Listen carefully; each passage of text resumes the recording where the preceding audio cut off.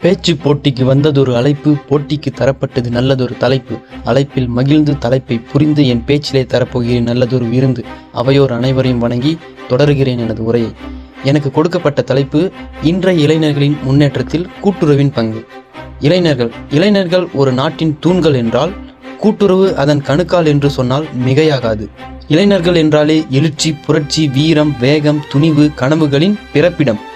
அப்படிப்பட்ட இளைஞர்களை வளர்க்கும் அற்புதமான அமைப்புதான் கூட்டுறவு. இதன் அடிப்படையில் முதலாவதாக கூறப்போனால், கூட்டுறவின் மூலம் இளைஞர்களின் கல்வி உதவித்தொகை, தொழில் பயிற்சி, வேலைவாய்ப்பு ஆகியவை பெறுகிறார்கள்.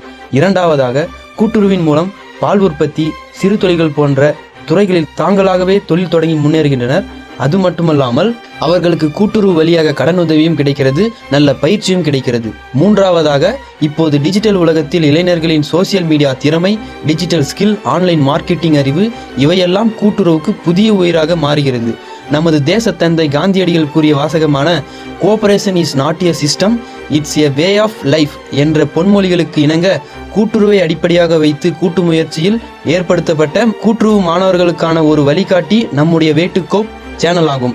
நான் இதை ஏன் இந்த நேரத்தில் கூறுகிறேன் என்றால், இதுவும் ஒரு இளைஞர்களின் படைப்பே ஆகும். இது கூட்டுறவின் மூலம் மட்டுமே சாத்தியமானது என்று கூறுவதில் நான் பெருமகிழ்ச்சி அடைகிறேன்.